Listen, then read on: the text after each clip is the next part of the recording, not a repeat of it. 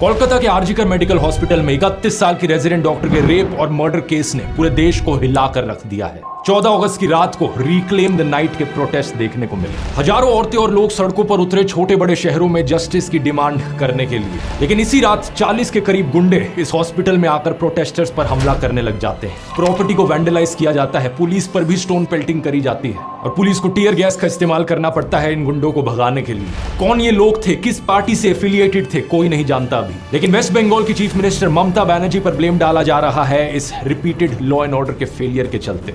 सबसे बड़ा सवाल यहाँ पर उठ रहा है, देश भर में औरतें आखिर सुरक्षित क्यों नहीं है। इस आउटरीच के बीच एक और ऐसी रेप और मर्डर की खबर आती है उत्तराखंड से, जहां पर एक नर्स अपने घर लौट रही थी हॉस्पिटल से और उसकी हत्या कर दी गई। मुझे दुख इस बात का है कि आउटरीच सिर्फ हफ्ते 2 हफ्ते चलती है और फिर खत्म हो जाती है। औरतों के खिलाफ इस वायलेंस के पीछे की रूट कॉज को कोई एड्रेस ही नहीं करता। इस प्रॉब्लम को अगर हमें सॉल्व करना है तो 3 कारण है जिनकी बात हमें करते रहनी पड़ेगी। पहला, समाज का पेट्रियार्कल माइंडसेट। इंटरनेट पर चीप कंटेंट जो औरतों को ऑब्जेक्टिफाई करता है, रेप को ट्रिवियलाइज करता है, सेक्सुअल हैरेसमेंट को कैजुअली लेता है। एनिमल और कबीर सिंह जैसी फिल्में, माँ बहन की गालियों को नॉर्मलाइज किया जाना, ये सारी ऐसी चीजें हैं जिससे माइंडसेट प्रोपोगेट होता है और औरतों के खिलाफ वायलेंस इनकरेज होता है। दूसरा, विक्टिम ब्लेमिंग। समाज में रेप के लिए हमेशा औरतों को ही जिम्मेदार ठहराया जाता है। लोग अजीबोगरीब बहाने मारते हैं कि औरत का रेप तो इसलिए हुआ क्योंकि वो बाहर गई थी, छोटी स्कर्ट्स पहने थी, औरतों को बाहर नहीं निकलना चाहिए, स्ट्रेंजर्स के साथ बात नहीं करनी चाहिए, सारा ब्लेम औरत पर ही डाल दो। इससे रेपिस्ट को लगता है कि उनकी तो कोई गलती ही नहीं थी। तीसरा, रेपिस्ट को पॉलिटिकल सपोर्ट मिलना। लोग बात तो करते हैं ऐसे इंसिडेंट्स के बाद कि रेपिस्ट को फांसी चढ़ा देना चाहिए,